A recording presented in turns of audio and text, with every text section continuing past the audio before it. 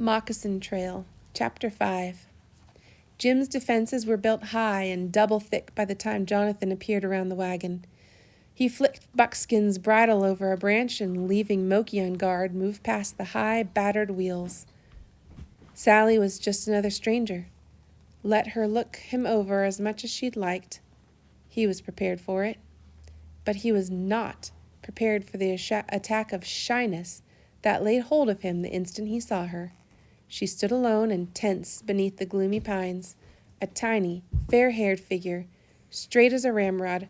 Her hair, like their mother's, framed her face in crisp, sun-bleached tendrils, then fell in a honey-covered cascade. She wore a sky-blue dress whose shabbiness Jim never saw. One look at Sally and all the bead-bedecked Crow girls in Absaroka seemed gawky and overgrown, homely as mud. My sister, he thought incredulously.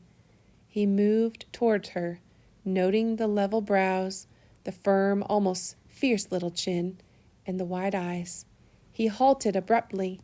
Those eyes were looking straight into his, and they were bright with hostility. She was his enemy before they'd spoken a word. Johnny stepped past him. "Sis, ain't you going to say hello?" She must have heard the nudge in his tone, for she managed a brief and unconvincing smile. "Of course. Hello, James." "James?" gasped Jim. She couldn't have staggered him more completely with a war club. "Why, ain't that right? It's what Mother always called you." "Yeah," Jim said through his teeth. "By gor, the place was full of ghosts. First his uncle, then Pa, now Mother, the most disquieting one of all. I ain't heard that name for years. I'm Jim now." "Oh."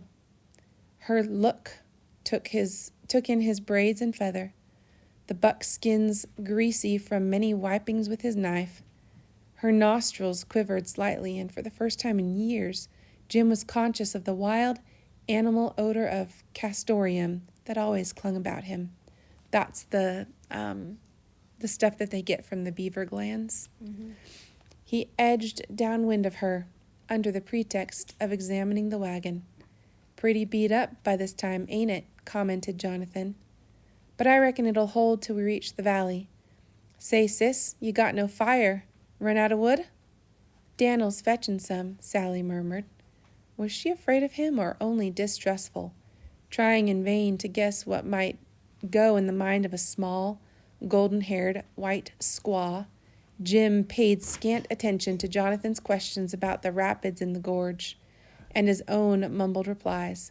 This was all wrong. Everybody stiff and uncomfortable, miles from understanding each other, and not even knowing how to start trying. Maybe Jonathan and Sally didn't want to try. He heard a light footstep and turned to find Sally at his side. Her erect little head barely reached his shoulder. "I hope," she said, "our letter didn't interfere with no plan of yours." "No." "Where do you live?" He shrugged and nodded vaguely toward the continent east of them. "Anywhere there's beaver. Right now that means nowheres." "James, what happened to Uncle?" "He got scalped." It sounded blunter than he'd intended, but every time she called him James, it rattled him. Hurriedly he added, "He didn't feel nothing. He had an error in his brain." His awkward attempt to smooth things over took the remaining color from Sally's cheeks. "Injuns," she said. "My stars, I can't see how." She stopped abruptly, drawing a long breath. "Johnny says you're going to go clear up to the valley with us and claim our land." "That's the idea, I reckon." "We lost the old farm. Did you know that?" "Not till today." She looked at him a moment, clearly stifling a dozen questions she didn't dare ask. "You sure been gone a long time," she murmured resentfully. Johnny stirred and said, "Sis." "Well, it's true, ain't it?" She whirled back at Jim. "Why didn't you ever come home to see Mother?" He didn't know how to answer that, so he kept still. But Johnny broke in brusquely. "Look, sis, the main thing is he's come now. Let's get some supper going. Blast it, where's Dan'l? He'd go to Jericho to get that wood." He'll be here directly, Sally mumbled. She turned in a little swirl of blue skirts and started to climb into the wagon, but hesitated. We're much obliged to you for coming now, she said civilly, but as firmly as if she were marking a line on the ground and daring him to cross it. Then she disappeared into the wagon. Jim said, "She thinks a heap of me already, don't she?" "Give her time, Jim," muttered Johnny. He turned and walked over to a log that lay beside the ashes of last night's fire, dropping down on it with a grunt of weariness. Jim followed. "What makes her call me James?" he burst out. Jonathan shrugged. "She's heard about you all her life by that name. Mother always called you James." "Well, thunder, you never did." "I never talked about you," Jonathan said. So that was that. In a moment, Sally emerged from the wagon with her apron full of something, peering off toward the south. "Well, finally," she exclaimed. "Yonder comes Dan'l." Jim turned. If Dan'l were that nice little kid at the post, yes, here he came, the same boy, his head like a spot of sunshine in the dreary tangle of trees and mud and wagons. "'Bout time," Johnny grunted. He got up again and started round the wagon, no longer able to hide his painful limping. "We'll have a fire going soon at any rate, but I better move them oxen first." Jim made a sudden decision. "No," he said, "you better get off them feet, that's what you better do. I'm going to fix the fire, and the oxen got plenty of grass right where they're at." "That's right," said Sally slowly. "I moved 'em a few minutes before you come, but how do you know it?"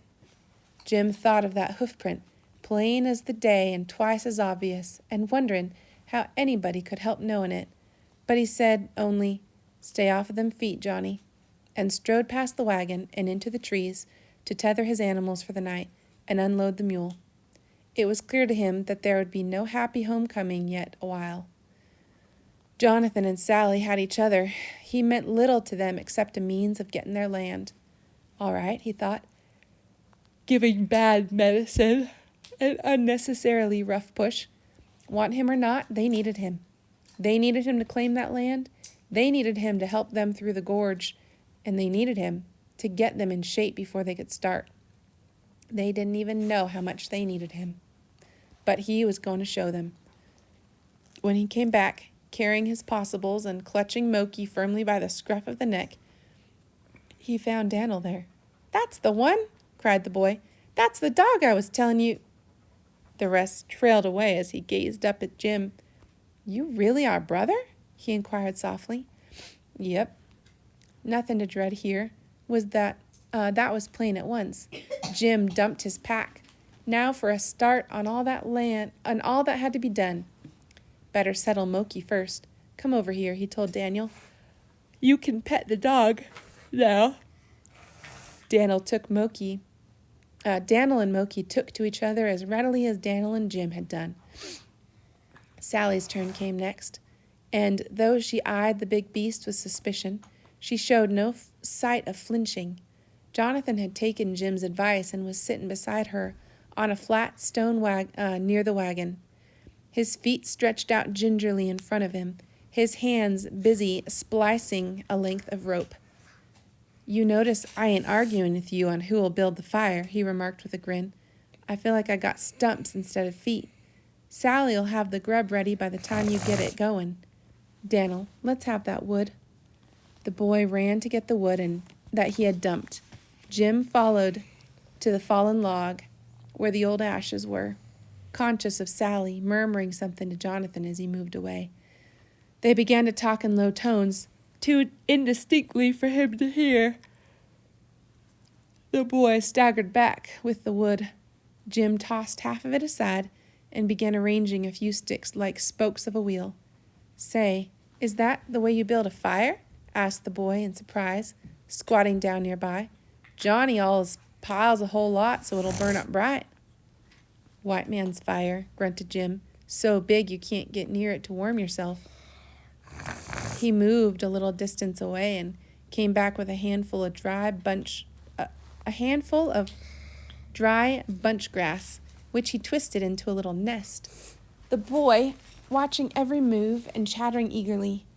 "We had real big fires at night on the trail, and guards to watch for Injuns. Johnny was a guard lots of times. I protected Sis. That was after Mama went away. Johnny took care of both of us, and the oxen and the wagon and everything, all the way from Sweetwater. He can play the banjo, too." "Johnny's quite a guy, ain't he?" Jim murmured. "Yeah, I'll say. Hey, where'd you get them scars on your forehead?" "Grizzly slapped me." "Cracky, what'd you do?" "Killed him." Jim had filled the nest with bits of punk from his pouch. Punk is like dry, crumbly wood. And now was striking sparks into it with the flint and steel. When it began to smolder, he waved it in the air till it burst into flame, then thrust it into the pile of twigs underneath the logs. "Johnny killed a wolf once," Dan'l said thoughtfully. He peered again at the scars. "They ain't new, are they? Look all healed up." Jim answered absently, his mind half on the low-toned conversation behind him, half on the wood, which was too wet to catch well. "No, they ain't new. I was just a young'un when that happened. 'Bout your age, little older." There it was, burning all right now. He started to rise and caught sight of Dan'l's face. "What's up?" he inquired, startled. "You fought a grizzly?" cried the boy, "when you was just my age?" An unfamiliar warmth glowed through Jim. He grinned and shrugged. Well, it was him or me. A notion struck him suddenly. "Let me see your shoe. The left 'un." Dan'l looked at him in surprise, then obeyed. There was a deep, wiggly scratch along the bottom of the worn leather heel, the same as had showed up on those footprints behind the wagon. Jim squatted down again, smiling. "What'd you find under that big rock this afternoon? Grub worms?" Daniel's eyes widened to twice their size. "Beetles," he answered mechanically. "Say, what was that knife game you was playing?" Mumblety-peg, gulped Dan'l. He fished a clasp knife out of his pocket. "You take a hold of this blade, see, and," he demonstrated, producing a series of slits identical with the ones Jim had noticed earlier. "Want to learn a new trick or two?" Jim asked him. "Sure." "Look, hold it this-a-way. See that bug crawling up the tree yonder?" "Yeah, I see him." "He's cracky." Dan'l stood frozen. The small black bug was sliced exactly in half by a quivering blade. Slowly, he turned back to Jim. "Could I do that?" "I'll teach you."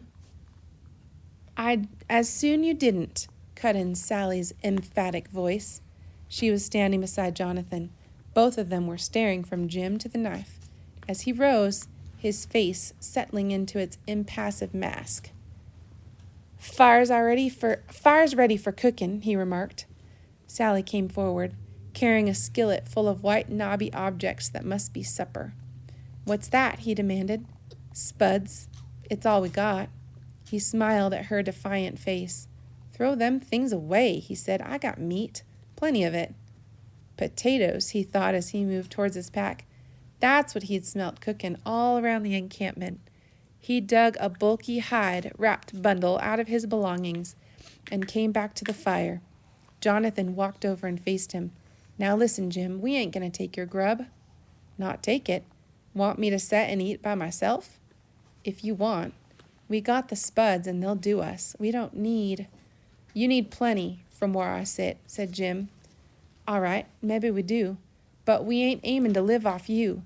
That ain't why I wrote the letter." "I don't care why you wrote the letter. You gotta eat, by thunder." Exasperation flared up in Jim as he saw the stubborn pride only deepen in both their faces. "You ain't got no more idea than a beaver kitten what you're up agin," he roared. "How fur'd you think you'd get with a raft to build and a gorge to run, and you half froze for grub and plumb crippled? Start shooting that river yonder on an empty belly and you're a gone beaver afore you hit the first rapids. Long as I got meat, we all got meat, and we eat it, understand? I'm taking over around here until I get you into shape. Now set down." He turned his back to them and in his usual quiet, husky tones, said to Dan'l, "Fetch me 2 sticks, forked ones, high as my knee." The sudden burst of temper had been as unexpected to him as to them, but at least it had the desired effect. Jonathan and Sally dropped down by the fireside in strained silence, and after hastily obeying Jim's order, Dan'l joined them. Jim stooped, unrolled the bundle, and set to work. The knife slipped in and out of the slab of meat with swift precision. He rigged a spit across Dan'l's 2 forked sticks, and in a matter of moments the haunch was sizzling there. The ribs he slanted over the flames on a sharp stick, thrust in an angle into the ground. When the heady aroma of roasting meat began to blend with the smoke, he turned and looked at those strangers who were his family. Sally sat close by Jonathan on the log, her arm linked tight through his, and the set of her chin stubbornly at variance with the tender curve of her throat. They looked alike, those two, in spite of her delicacy and Johnny's... Oops. Can't get this page to turn. And Johnny's gaunt strength, though Jim could not tell just why. Perhaps it was the angle of jaw and brow, perhaps their identical expressions of forced carelessness. Only Dan'l, huddled on the other side of the fire, his eyes glazed with hunger, gave any sign of noticing the aroma that floated upward from the haunch. Jim knew the others must be turning faint inside from the smell of it. Still fightin'. He turned away, shaking his head. He moved back and forth from his pack, bringing the grizzly robe to throw around the shivering Dan'l, producing strips of blanket and a curiously shaped root, which he pulverized by pounding it between the 2 stones. He found a bucket of water beside a wheel of the wagon and filled his gourd, then went back and splashed water onto his mortar stone, mixing it with the powder already there. He stood up and turned to Jonathan. "Take off them boots," he ordered.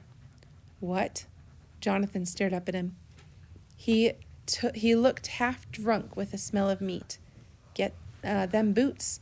Get them off." Jonathan obeyed mechanically.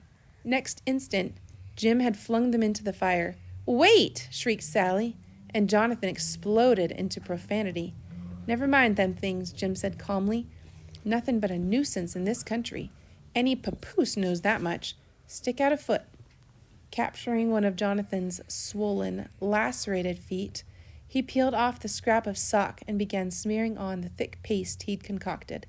"What's that?" gasped Jonathan. Jim smiled a little. He knew the marvelous numbness that was creeping through the abused flesh. Ox pipoku, sticky root. Hold still." Jonathan held still. Tears of relief sprang into his eyes, and his thick lashes dropped down hastily to cover them. Jim softened in spite of himself. After all, they were bone-tired and hungry and half-sick with worry, and they didn't trust him yet. Why should they? 9 years and 2,000 miles couldn't wipe out in an hour. As he secured the last strip of blanket bandage comfortably around Jonathan's ankle, the black eyes opened to meet his own. For a moment, their minds met in wordless truce. Then Johnny grinned slowly, and he tried out a ragged voice. "Much obliged. I think I'll get there now." Jim nodded. Then he straightened swiftly and, moving to the fire, began to hack off chunks of meat and pile them on bark slabs. "Let's eat," he said.